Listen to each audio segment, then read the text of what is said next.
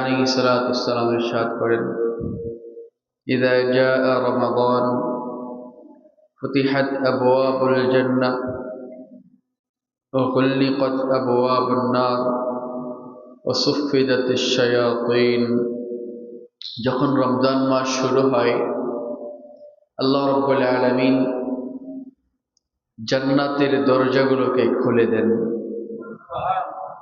জাহান্নামের দরজাগুলোকে বন্ধ করে দেন এবং বিতাড়িত শয়তানকে আল্লাহ তাআলা শিকলবন্দি করে দেন, যেন রমজান মাসে আল্লাহর প্রিয় বান্দাদেরকে শয়তান ধোঁকায় ফেলতে না পারে, শয়তান যেন নাফরমানিতে ফেলতে না পারে।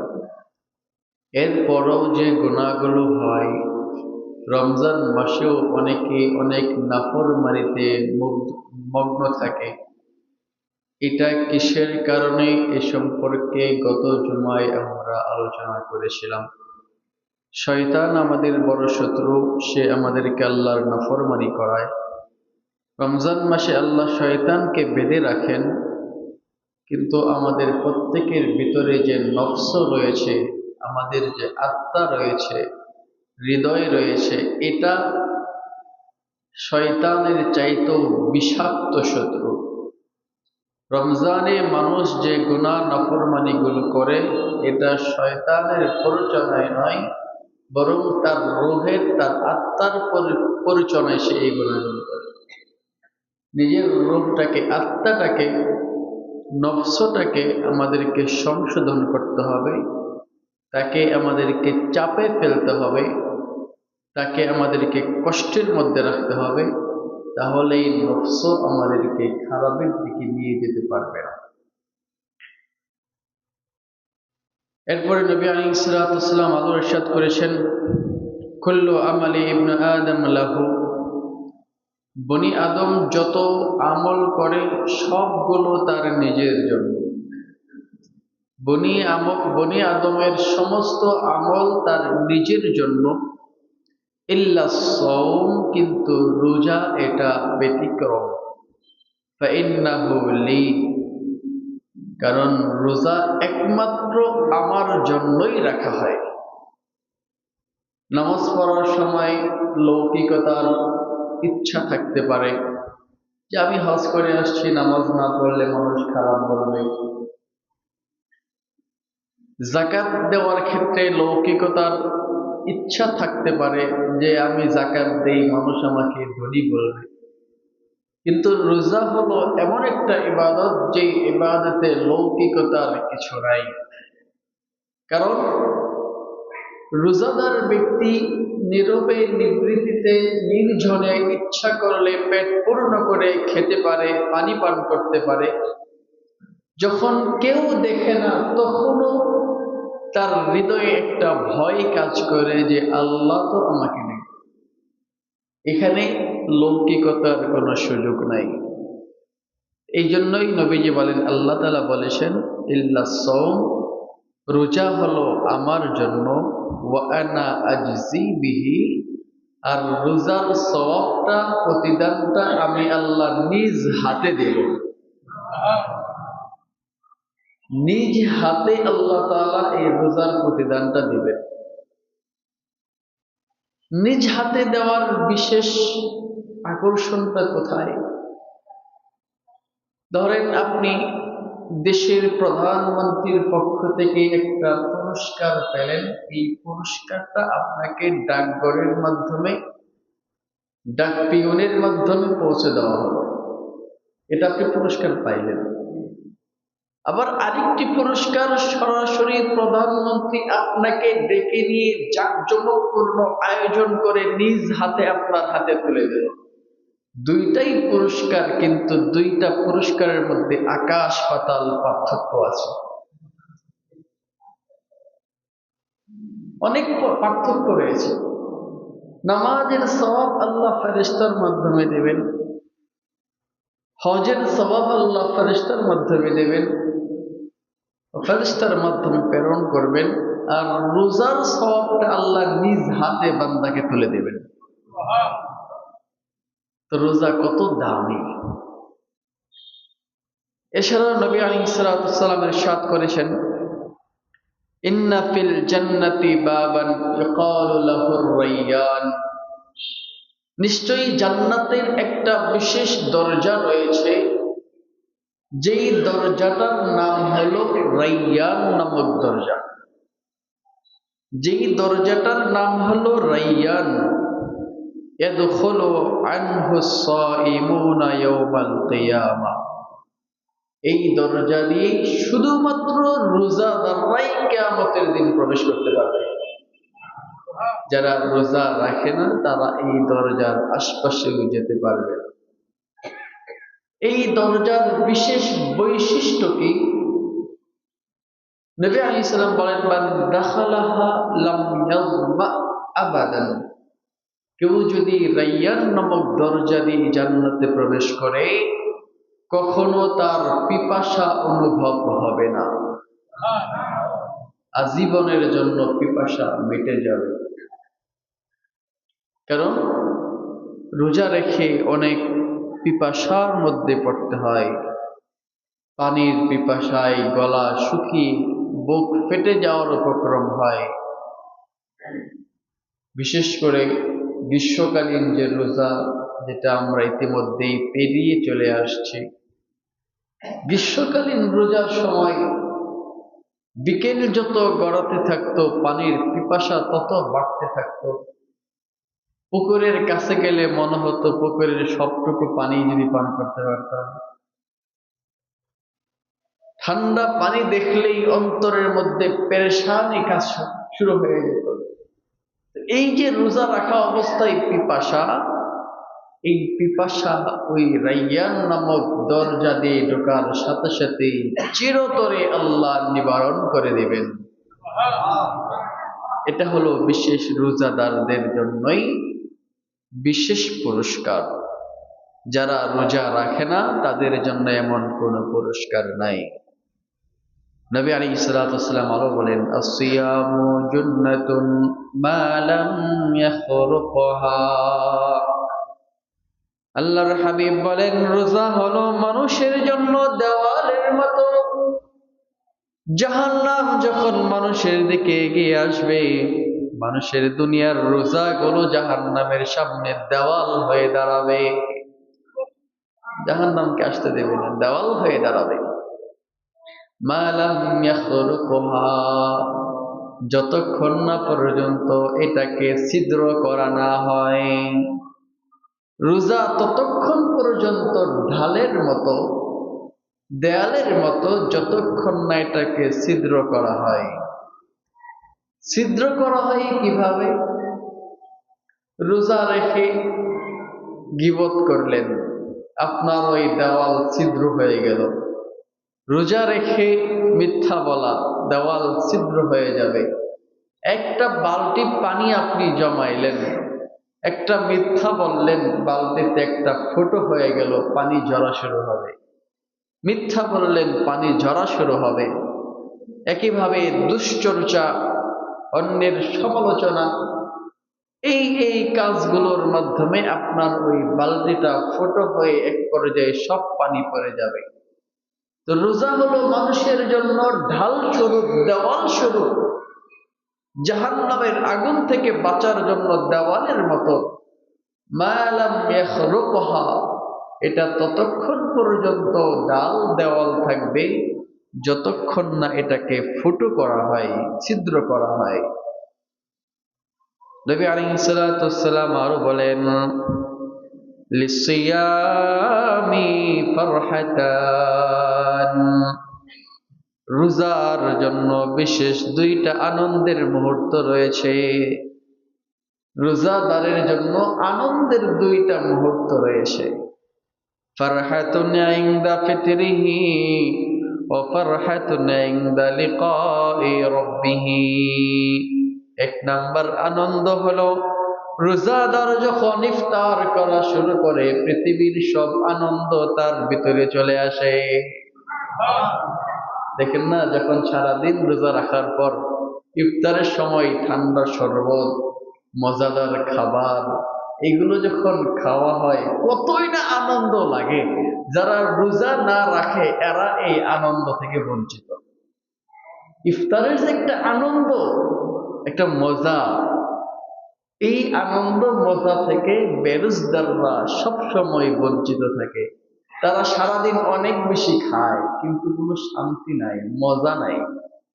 এই খাবারে কোনো শান্তিও থাকে না, মজাও থাকে না। ইফতারের সময় যে খাবারটা, পানীয়টা, এটা খুব মজা। শরবত নাই, শুধু পানি খাইলে যে পরিমাণ মজাটা লাগে, সুবহানাল্লাহি ওয়া বিহামদিহি সুবহানাল্লাহি। তো রোজাদারের এক নাম্বার আনন্দ হলো তার ইফতারের সময়। যখন ইফতার করা শুরু করে তার হৃদয়ের মধ্যে একটা আনন্দের ঢেউ খেলে যায় যে আমি সারাদিন আল্লাহর জন্য রোজাটা রাখতে পেরেছি।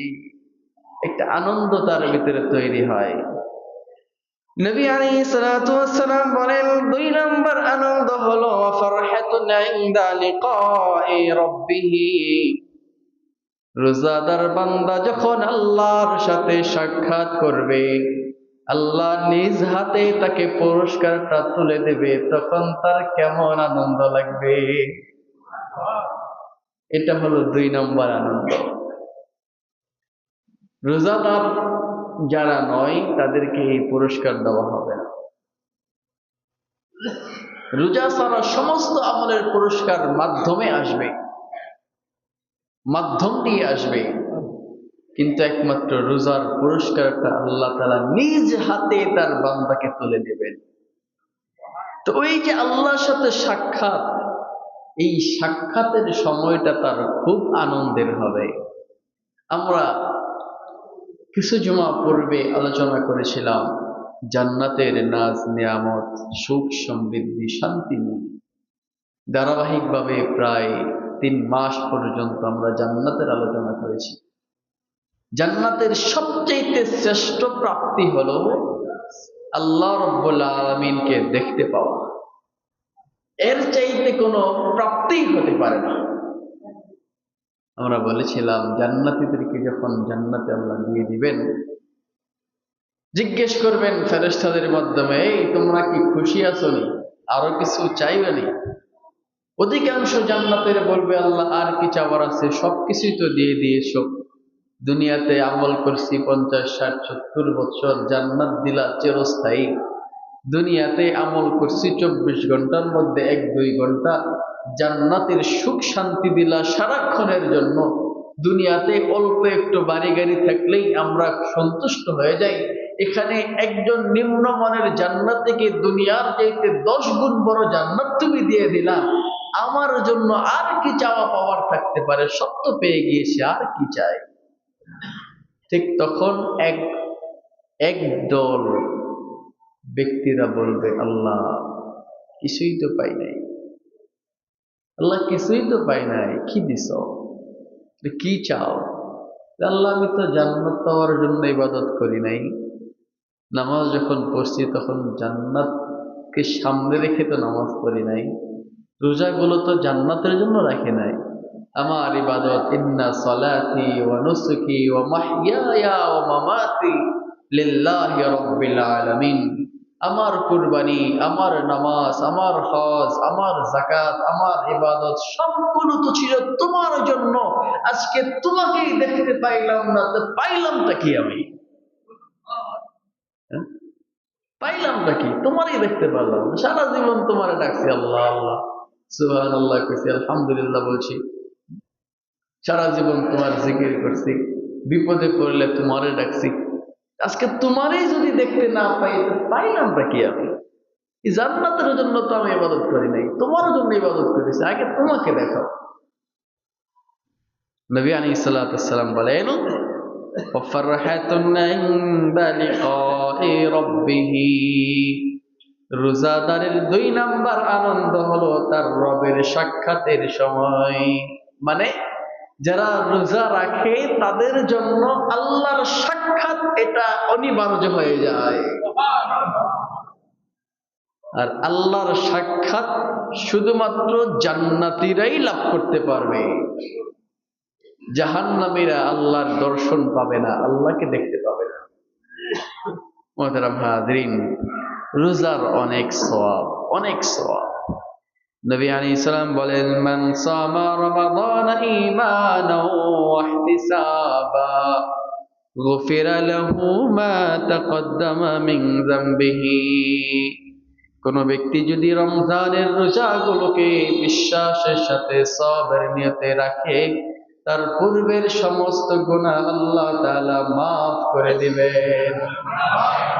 রমজান আসছে, আমাদের গুনাহ মাফের সময়। সারা বছর অনেক গুনাহ হয়ে গেছে, রমজান আসছে সব গুনাহ মোচনের, সব গুনাহ ক্ষমা প্রাপ্তির একটা সময় চলে আসছে।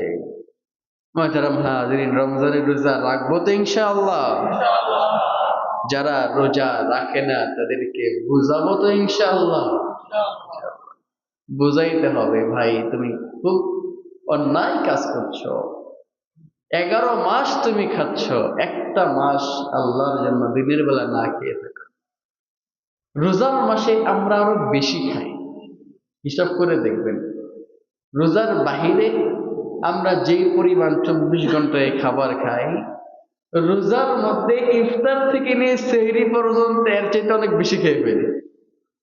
রোজার মধ্যে তো বেশি খাওয়া হয়, দিনের কিছু সময় না খেয়ে থাকলে তো কেউ মারা যাবে না, বরং দিনের এই রোজা রাখা আমাদের শরীর স্বাস্থ্যের জন্য অনেক উপকার, অনেক রোগ থেকে মুক্তির উপকার হয়, অনেক রোগ থেকে বাঁচতে পারবেন। অনেক অমুসলিমরা তারা বছরে 1 মাস না খেয়ে থাকে এমনিতেই। কেন? কারণ তারা গবেষণা করে দেখেছে, বছরে 1 মাস দিনের বেলা না খেয়ে থাকলে শরীরের জন্য অনেক অনেক উপকার বয়ে আনে। তারা তো না খেয়ে থাকে নিজের শরীরের জন্য, দুনিয়ার জন্য। আমরা যদি রোজা রেখে না খেয়ে থাকি, দুনিয়ার ওই উপকারটুকু পাইলাম, আবার আল্লাহ রাব্বুল আলামিনের সাক্ষাৎ আমাদের জন্য অনিবার্য হয়ে যাবে। এই জন্য ভাই, রোজা রাখা, যারা রোজা রাখে না তারা বুঝে না, এদেরকে বুঝাইতে হবে, পরিবার পরিজনদের এদেরকে বুঝাইতে হবে।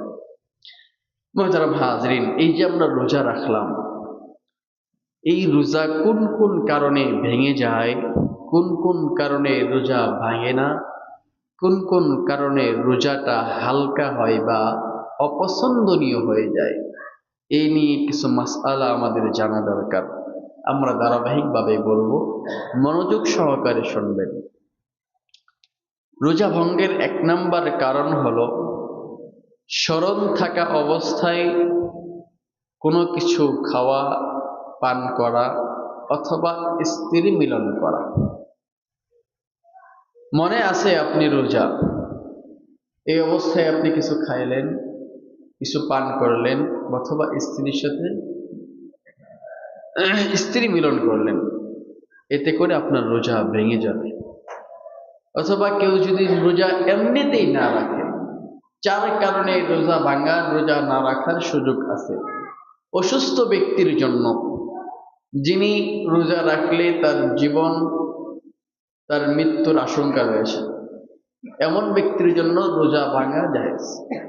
2 নাম্বার, মুসাফিরের জন্য, যিনি 48 মাইল দূরবর্তী জায়গায় সফর শুরু করেছে, ওই ব্যক্তি সফরের কষ্ট থেকে বাঁচার জন্য রোজা ভাঙা জায়েজ, পরবর্তীতে কাজা করতে হবে।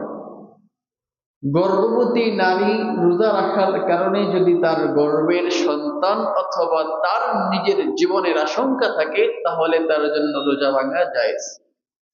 দুগ্ধবতী নারী, যিনি বাচ্চাকে দুধ পান করাচ্ছেন, ওই নারী যদি রোজা রাখে, বাচ্চার খাবার সংকট হতে পারে, এই আশঙ্কা যদি থাকে, তাহলে দুগ্ধবতী নারী যারা বাচ্চাকে দুধ পান করায়, তাদের জন্য রোজা ভাঙা জায়েজ। এই 4 ধরনের 4 কারণ ছাড়া অন্য যে কোনো কারণে কেউ যদি স্মরণ থাকা অবস্থায় রোজার মাসে দিনের বেলা খায়, পান করে, স্ত্রী মিলন করে, তাহলে ওই ব্যক্তির রোজা ভেঙে যাবে, তার কাজাও করতে হবে এবং কাফফারাও আদায় করতে হবে। রোজার কাফফারা হলো একটা গোলাম আজাদ করতে হবে। বর্তমান জামানায় সেই গোলামবাদীর প্রচলন নাই, এটা বাদ। দ্বিতীয়ত হলো তার 60টি রোজা 2 মাস একটানা, 2 মাস একটানা ধারাবাহিকভাবে রোজা রাখতে হবে। আরবি মাস যদি 29 হয়, 2 মাস 29, 29, 58 দিন। আর যদি 30 মাস হয় তাহলে 60 দিন। এই সময়ের মধ্যে মাঝখানে যদি একটা রোজা ভেঙে ফেলে তাহলে পুনরায় নতুন করে 60টা রোজা রাখতে হবে। এটা হলো কাফফারা। কত ভয়ানক ব্যাপার! কারো পক্ষে যদি এটা সম্ভব না হয় তাহলে 60 জন মিসকিনকে খানা খাওয়াইতে হবে একটা রোজার বিনিময়ে। মোহতারাম হাজিরিন, তো স্মরণ থাকা অবস্থায় দিনের বেলা খাওয়া পান করা, স্ত্রী মিলন করা, এগুলো হলো রোজা ভেঙে যাওয়ার কারণ। 2 নাম্বার, নাকে অথবা কানে তেল বা ঔষধ ড্রপ দেওয়া। কেউ যদি রোজা রাখা অবস্থায় নাকে তেল দেয় বা ড্রপ দেয়, কানে তেল দেয় বা ড্রপ দেয়, তাহলে তার রোজা ভেঙে যাবে। 3 নাম্বার, ইনহেলাল ব্যবহার করা। শ্বাসকষ্ট রোগীরা তার মুখের ভিতরে এক ধরনের গ্যাস নেয়, ইনহেলাল নেয়। এই ইনহেলাল নেওয়ার কারণেও রোজা ভেঙে যাবে। 4 নাম্বার, ইচ্ছাকৃতভাবে মুখ ভরে বমি করা।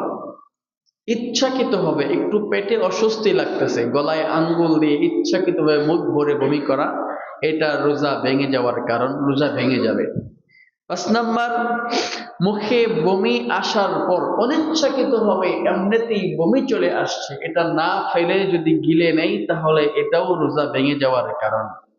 6 নাম্বার, কুলি করা অবস্থায় গলার ভিতরে পানি যদি ঢুকে যায় তাহলেও তার রোজা ভেঙে যাবে। 7 নাম্বার, দাঁতে আটকে থাকা খাবার একটা ছোলা বুটের সমান হয় অথবা এর চাইতে বেশি হয়।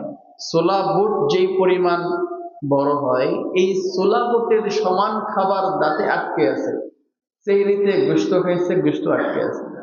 এটা যদি ছোলা বুটের সমান বা তার চেয়ে বেশি হয় এবং এটা বের করে যদি গিলে ফেলে তাহলে রোজা ভেঙে যাবে। 8 নাম্বার, মুখে পান রেখে যদি ঘুমিয়ে যায় এবং সুবে সাদিক হয়ে যায়, ফজরের সময় শুরু হয়ে যায়, তাহলে তার রোজা ভেঙে যাবে। অনেকেই সেহরি করে 1টা 2টার দিকে, সেহরি করে পান মুখে দিয়ে মনে একটু ঘুমায় থাকে। যদি ঘুমের সময় ওই সেহরির সময় শেষ হয়ে যায়, পান মুখে থাকে, তাহলে তারও রোজা ভেঙে যাবে। 9 নাম্বার, কেউ যদি রোজা অবস্থায় ধূমপান করে, বিড়ি, সিগারেট, গাঁজা ইত্যাদি এগুলো ধোঁয়া পান করে, তাহলে তারও রোজা ভেঙে যাবে। 10 নাম্বার, কোনো কিছুর ধোঁয়া যদি কেউ ইচ্ছাকৃতভাবে নাকের ভিতরে টেনে নেয়, দোয়ার সামনে, সেটা ধূপ হোক, আগরবাতি হোক, সেটা অন্য কোনো ধোঁয়া হোক, দোয়ার সামনে গিয়ে নাক দিয়ে যদি ধোঁয়া টেনে নেয় তাহলেও তার রোজা ভেঙে যাবে। 11 নাম্বার, রাত এখনো শেষ হয় নাই, সুবহে সাদিকের সময় এখনো হয় নাই, এই বলে এই চিন্তা করে কেউ যদি সেহরি খায় এবং পরবর্তীতে জানা যায় যে সে সেহরির পরে খাবার খাইছে, তাহলে তার রোজা ভেঙে যাবে। একইভাবে 13 নাম্বার, সূর্য অস্তমিত হয়ে গেছে এটা মনে করে কেউ যদি ইফতার করে ফেলে, এরপর দেখা যায় এখনো সূর্য ডুবে নাই, তাহলে তারও রোজা ভেঙে যাবে। অনেক সময় হয় না, এই বৃষ্টির কারণে আবহাওয়া খুব খারাপ হয়ে পুরো পৃথিবীটা অন্ধকারাচ্ছন্ন হয়ে যায়, অনেকে মনে করে সে ইফতারের সময় হয়ে গেছে, সে যদি এটা মনে করে ইফতার করে ফেলে তাহলে তারও রোজা ভেঙে যাবে। এইটা ছিল একটা সময় যখন গরিব ছিল না, মানুষ এই আধুনিকতার ছোঁয়া পাইছে না, তখন এগুলো মাসাল। এখন তো আমাদের সামনে ঘড়ি আছে, প্রত্যেক মাদ্রাসা, অনেক মসজিদ, অনেক কোম্পানি থেকে রোজা, ইফতার এবং সেহরির সময়সূচি দিয়ে দেওয়া হয়। সুতরাং এই সতর্কতামূলক সময় এমন ভুল সাধারণত হয় না। এরপরও কেউ যদি এমনটা করে তার রোজা ভেঙে যাবে। মোহতারাম হাজরিন, আমরা যে 13টি কারণ বললাম, 1 নাম্বার কারণ হলো ইচ্ছাকৃতভাবে খাওয়া পান করা, স্ত্রী সহবাস করা। এই 3টা কারণে রোজার কাজাও করতে হবে, আবার কাফারাও দিতে হবে। আর বাকিগুলো, নাকে তেল, ওষুধ দেওয়া, ইনহেলাল নেওয়া, ইচ্ছাকৃতভাবে বমি করা, মুখে বমি আসার পরে গিলে ফেলা, কুলি অবস্থায় পানি গলার ভিতরে ঢুকে যাওয়া, দাঁতে খাবার আটকে থাকা খাবার ছোলার পরিমাণের চেয়ে বেশি বা সমান হলে গিলে ফেলা, একেবারে মুখে পান রেখে ঘুমিয়ে পড়া, এই যে কারণগুলো আছে, এই কারণগুলিতে যদি রোজা ভেঙে যায় কাফফারা দিতে হবে না, শুধু কাজা করলেই হবে। একটা রোজা সমস্যা, পরবর্তীতে একটা রোজা কাজা করে নাও। ওযু করতেছেন, পানি গলার ভিতরে ঢুকে গেছে অনিচ্ছাকৃত ভাবে, তাহলে রোজার পরে আপনাকে একটা রোজা কাজা করে নিতে হবে। তবে এই যে ফজরের সময় ওযু করার সময় আপনার গলায় পানি ঢুকে গেছে, এই কারণে মনে করুন রোজা তো ভেঙে গেছে, সারাদিন খাই, চলবে না, বরং ওইভাবেই আপনাকে রোজা পূর্ণ করতে হবে, ওইভাবেই আপনাকে রোজা পূর্ণ করতে হবে। রমজানের পরে আবার একটা রোজা কাজা করতে হবে। মনে ছিল না আপনি খাবার খেয়ে ফেলেছেন, এই ক্ষেত্রে আলাদা মাসালা। মোহতারাম হাজরিন, কিছু কারণে রোজার কোনো ক্ষতি হয় না। এক নাম্বার, ভুল ক্রমে মনে নাই আপনি খেয়ে ফেলেছেন, যদি পেট ভরেও খেয়ে ফেলেন তারপরও রোজা হয়ে যাবে, রোজা ভাঙবে না, রোজার কোনো ক্ষতি হবে না। মনে নাই আপনি রোজা, একেবারে পানি পান করেছেন গলা পর্যন্ত বা খেয়ে ফেলেছেন পেট পূর্ণ করে, তাহলেও আপনার রোজা ভাঙবে না। যদি কেউ দেখেন আপনার সামনে কেউ রোজাদার, সে কখনো রোজা ভাঙে না, কিন্তু এরপরও সে খাচ্ছে, আপনার মনে হচ্ছে সে ভুল করতেছে, সে ভুলে খেয়ে ফেলতেছে, আপনার জন্য করণীয় হলো ওই লোকের শরীর স্বাস্থ্য দেখা, তার সুস্থতা দেখা। যদি দেখেন লোকটা খাবার না খাইলেও সে রোজা পূর্ণ করতে পারবে, তাহলে তাকে স্মরণ করে দেওয়া, ভাই তুমি রোজাদার, খাইও না। আর যদি দেখেন না লোকটা দুর্বল কিন্তু এরপরে রোজা রাখছে, মন ভুলে সে খেয়ে ফেলতেছে, তাকে কিছু না বলা, খাক, এটা আল্লাহর পক্ষ থেকে রহমত। রোজা অবস্থায় যদি কেউ ভুল করে খাবার খেয়ে ফেলে, এটা আল্লাহর পক্ষ থেকে রহমত। কিন্তু কেউ যদি রোজা অবস্থায় ইচ্ছাকৃত ভাবে খায় অথবা পান করে, সে দুজকের আগুন পেটে ঢুকাইল। এজন্য ভুলবশত খেয়ে ফেললে, পান করলে এতে রোজার কোনো ক্ষতি হয় না।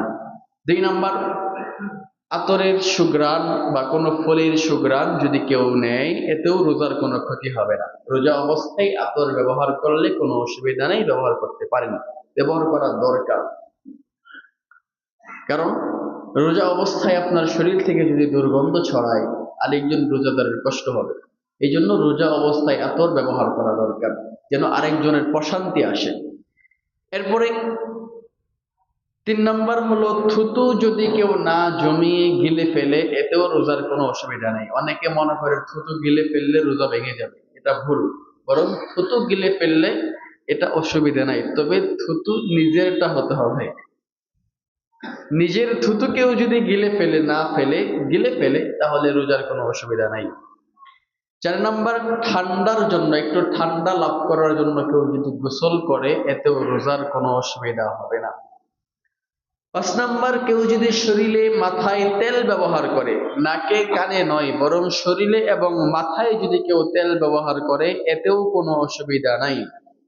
6 নাম্বার, কারো যদি রোজা অবস্থায় ঘুমের সময় স্বপ্নদোষ হয়ে যায়, এই স্বপ্নদোষ হওয়ার কারণেও রোজার কোনো ক্ষতি হবে না।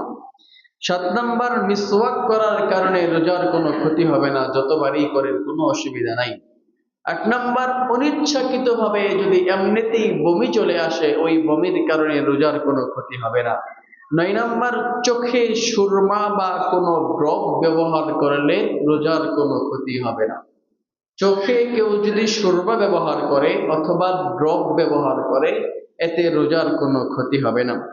10 নাম্বার, রোজা অবস্থায় কেউ যদি ইনজেকশন নেয়, এতেও রোজার কোনো ক্ষতি হবে না।